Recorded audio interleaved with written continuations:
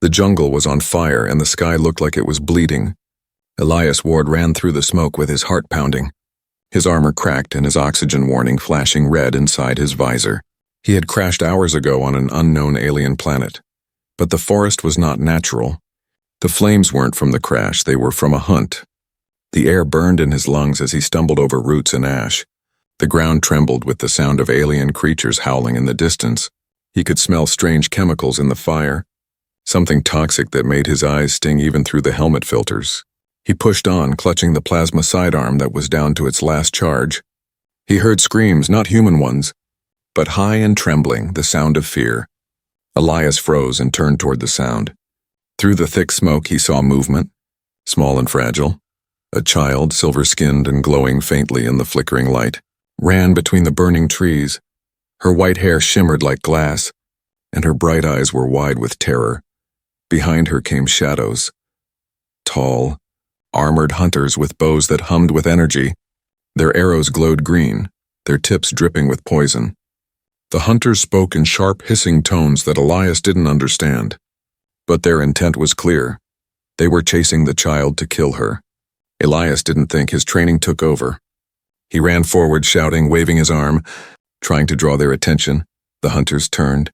Surprised by the sudden figure in human armor, one fired an arrow, it struck his chest plate and shattered, releasing smoke that hissed as it ate through metal. Elias grunted, tore off the damaged armor piece, and fired his sidearm. The plasma bolt hit one hunter in the leg, sending him spinning into the fire. The others spread out like wolves, moving silently, their green eyes glowing in the dark. "Run!" Elias shouted at the child. But she didn't understand. She stumbled, her bare feet cut by the burning ground. Still, she looked back at him, eyes full of confusion and tears. She was no more than 7. Maybe 8 years old. Another arrow flew past, slicing through Elias's shoulder armor. Poison burned his skin instantly. He felt it crawl through his veins like acid. His hand shook, but he kept shooting. Each bolt lit up the night. Each step cost him strength. The child hid behind a broken tree trunk, clutching a piece of cloth. She whispered something in her alien tongue. A soft prayer, maybe. Elias crawled closer, his breathing ragged. The poison was spreading fast, his vision starting to blur. 3 hunters remained, circling him. One spoke, mocking him, laughing. Elias couldn't understand the words, but he understood the tone. They thought he was dying already. He dropped his weapon, picked up a fallen branch, and lit it from the burning ground. The flames hissed as he swung it wide. Forcing them back, they fired again. One arrow hit his leg, another pierced his arm. The pain was unbearable, but he refused to fall. The child screamed when one hunter raised his bow toward her. Without thinking, Elias stepped between them. The arrow struck him in the chest. The poison flooded his blood completely. He fell to his knees.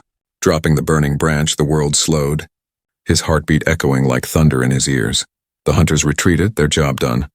Leaving the fire to finish the rest, the little alien girl crawled to him, her small hands trembling as she touched his armor. "No, no," she whispered in broken words. "Human, please." Elias tried to speak, but his voice was fading. "Go, run," he managed to say. His helmet cracked. His vision darkened, but he saw her trying to pull him. Too small to move his heavy frame, the flames grew closer, lighting her silver hair like a halo. She pressed something against his chest, a glowing crystal from around her neck. Tears fell onto his armor as she whispered in her language. Her voice was soft, trembling, but filled with promise. Elias looked up one last time and saw her eyes, full of courage. The poison burned his heart, and everything turned black. The fire swallowed the forest, but the girl didn't run. She dragged his body toward the ruins beyond the trees, her small hands blistering from heat and ash. Above them, strange ships hovered, casting blue light over the burning jungle. She looked up at them and shouted words that echoed with power. The hunters stopped and watched from a distance. Confused, the little girl raised her hands to the sky, her crystal glowing brighter and brighter. "I will save you," she whispered, voice breaking. "I promise. Human." Then the light burst outward, covering them both in white fire. When silence returned, the jungle was gone. The hunters were gone, and only 2 shadows lay beneath the moonlight, one small and alive, one human and still. The world moved on. But that night became legend among her people. The night a dying human saved a child who would one day rule them all. Elias Ward woke to silence. No fire, no screams, no smell of burning wood. Only a soft hum surrounded him, and cold light washed over his face. He tried to move, but his arms felt heavy, his lungs filled with air that didn't taste real. It was clean. Too clean. He blinked and the world came into focus. He was lying inside a glass chamber. Frost covered the inside like spiderwebs through the mist. He saw glowing shapes, machines, screens, and strange symbols floating in the air.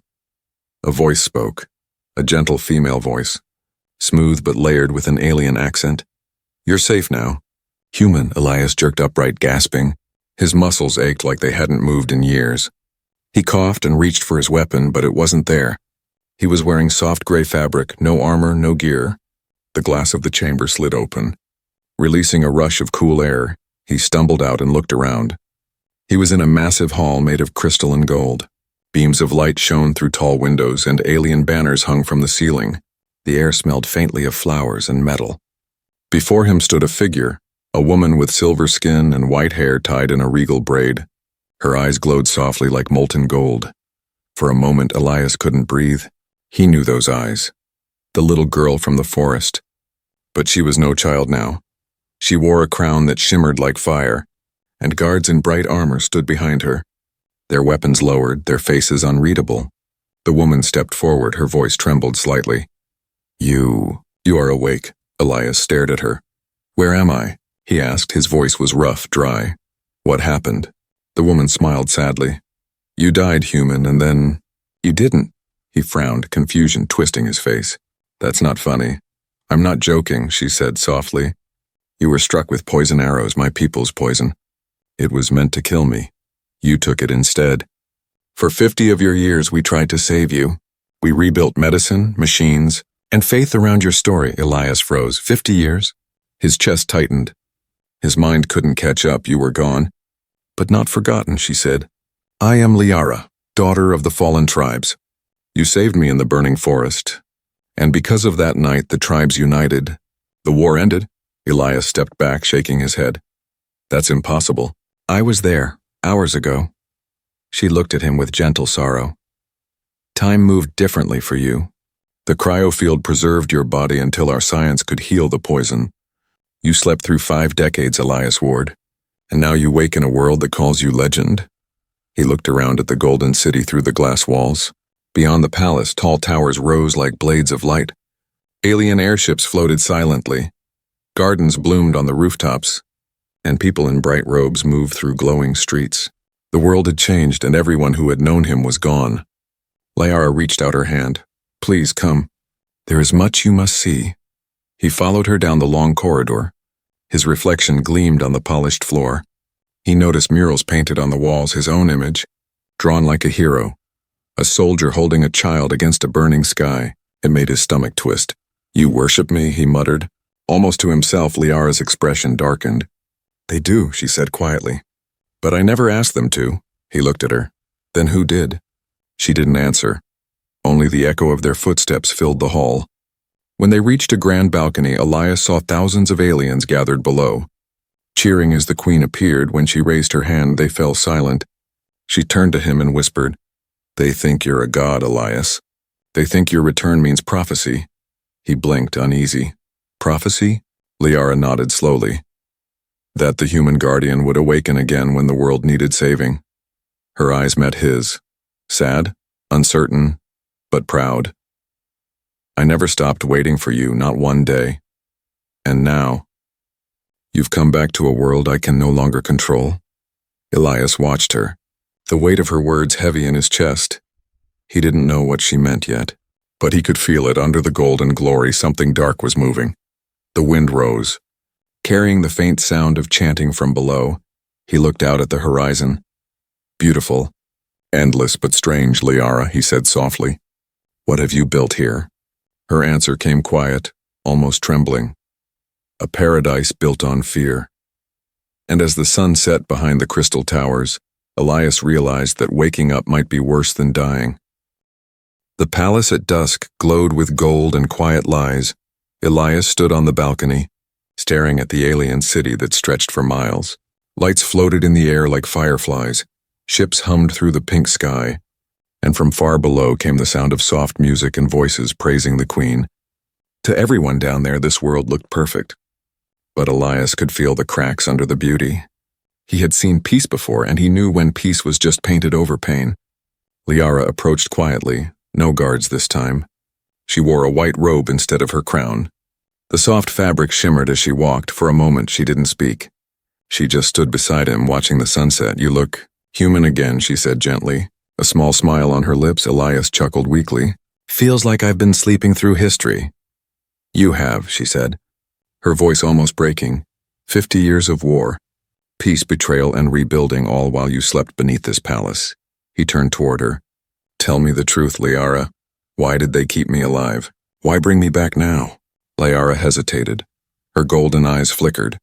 "Because they couldn't let you die," she said. "Not after what you did. You became their story, their symbol of unity. You bled for their queen before she was even crowned. And that story turned tribes into nations." Elias frowned. "Then why do your people look at me like I'm a threat?" She lowered her gaze. "Because some believe you'll take back what they stole." He didn't like the sound of that. "What did they steal, Liara?" She looked toward the glowing towers that surrounded the palace. "Freedom," she said softly. "My crown keeps the peace, but not by choice. The council rules through fear, through poison, through the same weapons that almost killed me as a child. I wear the crown, but they pull the strings." Elias studied her face. Her voice trembled, not from weakness, but from holding back years of pain. "Why don't you fight them?" he asked. She turned to him, eyes shining in the fading light. "Because if I resist, they'll burn the world again, and this time, no human will rise to stop them." The silence between them stretched long. Elias could hear the faint hum of machines deep under the palace, an endless rhythm like a heartbeat. Finally, he said, "I didn't save you so you could become a prisoner." "Liara," she looked up, a tear catching the last ray of sunlight. "I know," she whispered. "And I didn't keep you alive so you could watch me fall." They stood side by side, watching the city lights flicker from below. A group of children shouted her name. Waving glowing ribbons in the air, Liara smiled at them, but her hand tightened around the railing until her knuckles turned pale. That night, Elias couldn't sleep. His body still ached from the poison that had once killed him. His dreams were filled with fire and the crying voice of a little girl saying, "I'll save you, human." He woke up sweating, the room silent except for the whisper of night wind. He walked to the window and saw guards moving through the courtyard, their armor dark and their faces cold. Something about them felt wrong. They weren't soldiers keeping peace, they were watchers. He moved closer, heart beating faster. That's when he saw her, Liara, standing in the garden alone. She knelt before a small pool of water, her reflection shining under the moons. Her hands were trembling as she placed her crown beside her. Elias slipped outside quietly, staying in the shadows. Liara was whispering to herself, her voice low, full of pain. "I cannot lose them again. I cannot lose him again." Before Elias could step closer, another figure appeared from behind a tree. Tall and cloaked, a voice spoke, deep and cruel. "Careful, Majesty, the council doesn't like secrets." Liara rose slowly, face calm but eyes sharp. "Then they should stop giving me reasons to keep them." The man smiled, his teeth like glass. The human wakes, and already the old stories stir. "We can't have that," Elias clenched his fists, but stayed hidden. The man leaned closer to Liara. "If you let him speak of the past, if you let him touch the people's hearts again, everything you've built will burn." Liara's voice dropped to a whisper. "Maybe that's what it needs," the man hissed. "Be careful, little queen, we made you, and we can unmake you." Then he vanished into the shadows. Liara stood alone for a moment, then turned toward the palace, her face pale and sad. Elias stepped out from hiding. "You shouldn't have to bow to them," he said quietly. She froze, startled, but didn't turn around. "Then help me stand," she said softly, "not as a queen, but as the girl you once saved."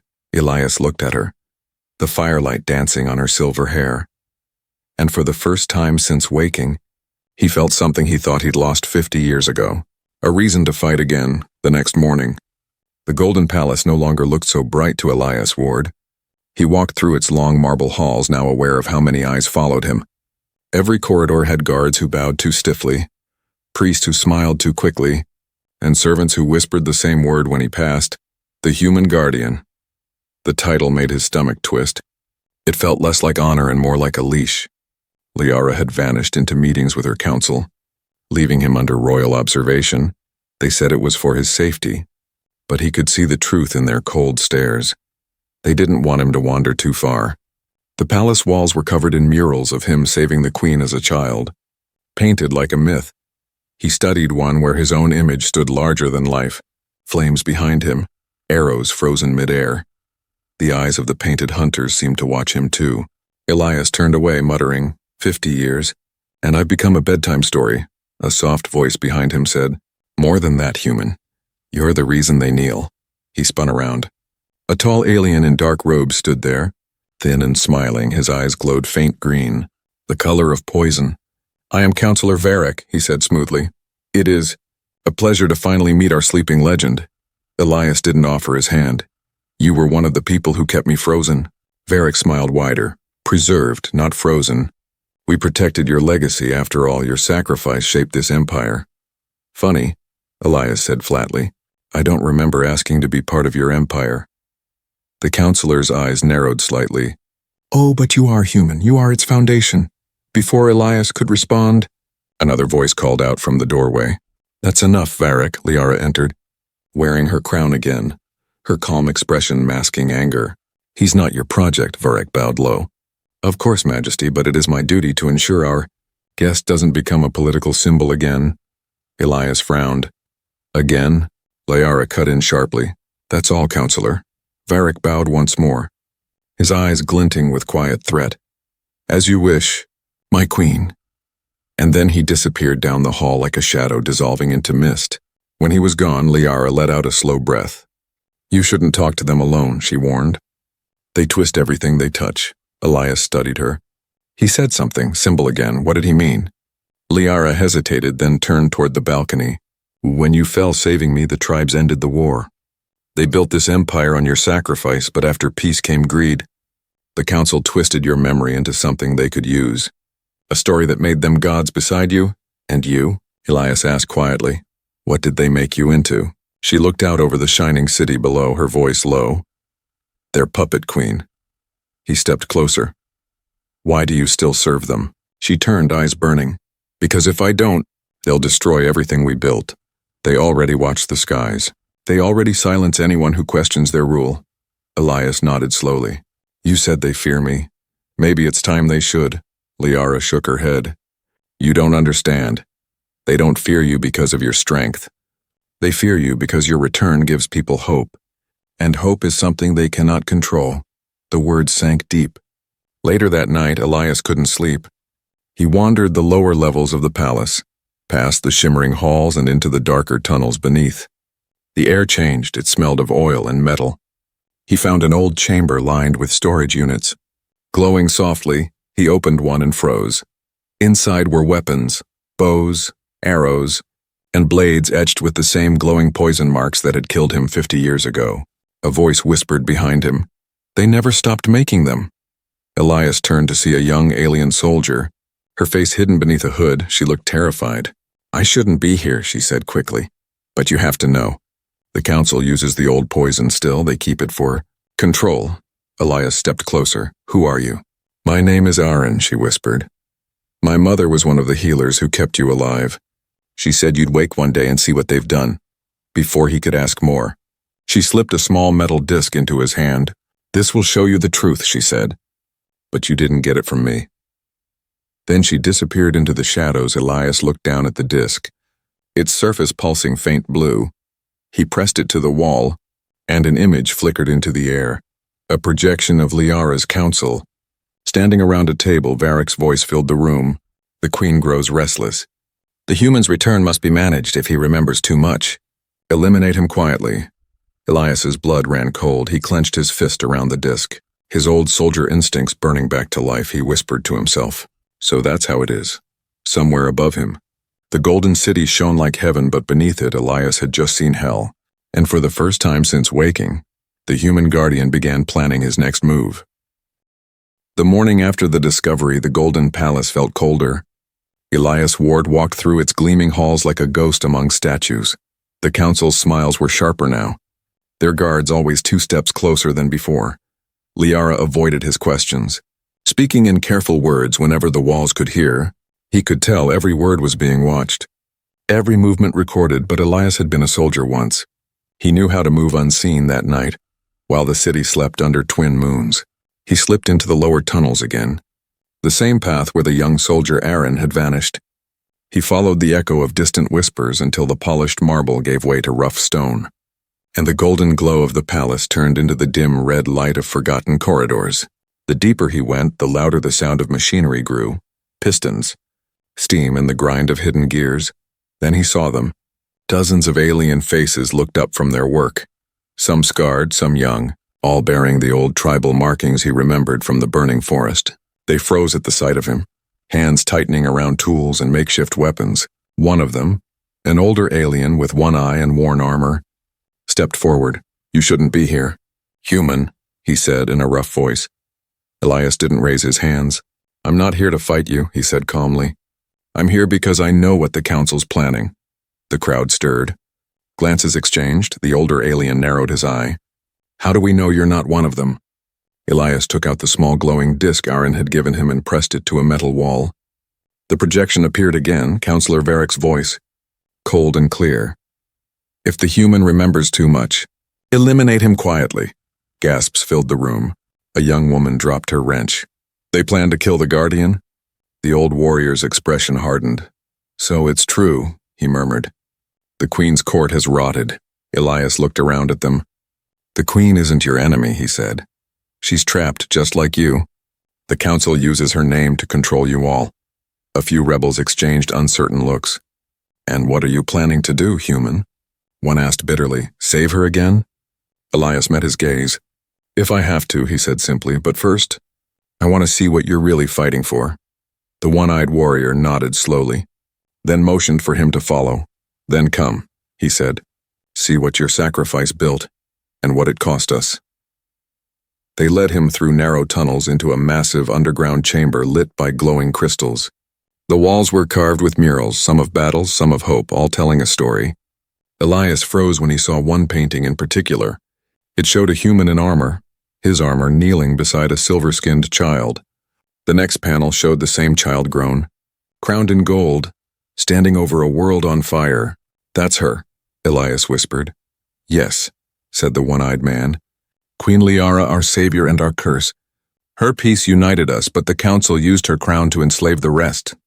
Elias felt anger boil inside him. "She doesn't want this, she may not," the old man said. "But her silence feeds it." Before Elias could answer, Aaron appeared from the shadows. "They're planning something worse," she said, breathing hard. "I overheard the guards. The council's preparing for the Jubilee, a festival of unity. They'll use the crowd to release a new poison, one that can paralyze entire districts. They'll blame the rebels and tighten control forever." Elias looked around the chamber, at the faces filled with fear and quiet fury. "Then we stop them," he said firmly. The old man frowned. "And how will you do that?" "You're one soldier against an empire." Elias smiled faintly. One soldier once stopped a hunt in a burning forest. For a long moment no one spoke. Then Aaron stepped forward, eyes bright with fire. "He's right," she said. "We fight." The chamber erupted in murmurs. Rebels raised their weapons, their fear turning into determination. The old man sighed, then nodded. "If this is truly the Guardian returned, then we follow." Elias placed a hand on the wall where his own painted image stood. "Not Guardian," he said quietly. "Just a man who kept a promise." That night, the rebellion began to move. Elias planned each step like a soldier drawing a map of war. He knew the council's routines now, their guards, their schedules, their blind spots. He also knew Liara would try to stop him, not out of betrayal, but out of fear for her people. As the rebels armed themselves with scavenged weapons, Elias stood above the tunnels, staring up through a grate that opened into the palace garden.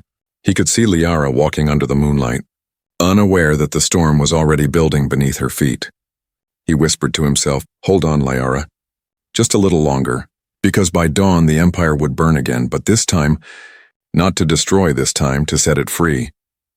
The day of the Jubilee began with drums that shook the sky. From every corner of the empire, ships descended toward the capital like falling stars.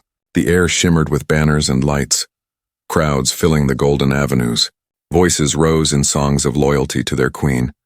Children wore small metal emblems shaped like Elias's armor, and the council smiled from their high towers. Elias Ward stood on a balcony overlooking it all, dressed in ceremonial silver armor that the palace attendants had forced on him. The sunlight glinted off its smooth plates, but he could feel the weight of it. It wasn't armor for battle, it was armor for show. Beside him, Liara appeared, radiant in her crown. Her expression was calm for the crowd, but when her eyes met his, the calm broke. "Something's wrong," she whispered.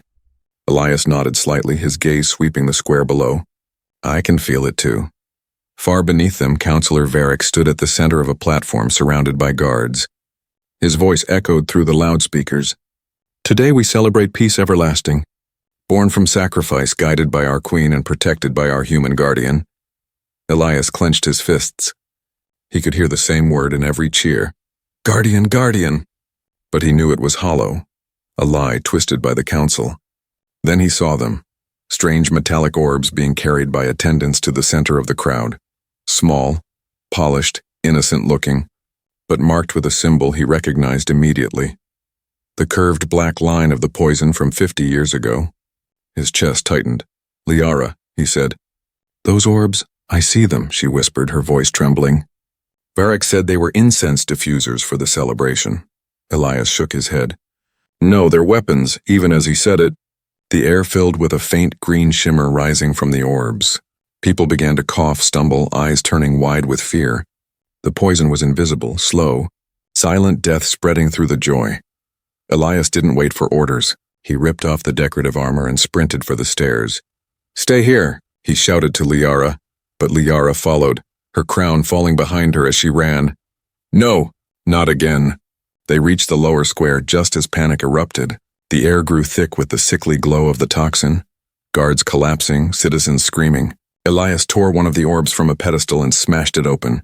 Inside was a pulsating green core, alive. Breathing, spreading. "It's replicating," he yelled. "They've weaponized it with living spores." A shout came from behind. "Kill him!" Varric's voice cut through the chaos. "He's the one spreading it." Elias turned, fury blazing. "You lying snake!" The council's guards aimed their weapons, firing energy bolts through the smoke. Elias dodged and rolled behind a column, drawing a fallen soldier's rifle. He fired back, quick and precise. Each shot dropped a guard. But more came. Liara screamed, "Stop! You're killing your own people." But they didn't listen. The council's soldiers were programmed for obedience, not mercy. Elias spotted one of the orbs rolling toward a cluster of children.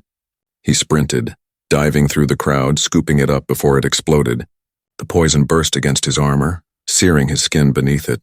He could smell burning flesh. Liara ran to him, tears streaking through the ash on her cheeks. "You're hurt." Elias grimaced, forcing himself up. "Not the first time," he said through clenched teeth. "And probably not the last." He turned to face Varric, who stood calmly on the raised platform, hands clasped behind his back. "You never learned." "Human," the counselor sneered. "Poison built our empire once, it will rebuild it again." Elias aimed the rifle. Not this time, he fired. The bolt struck the platform, and the core generator beneath it exploded.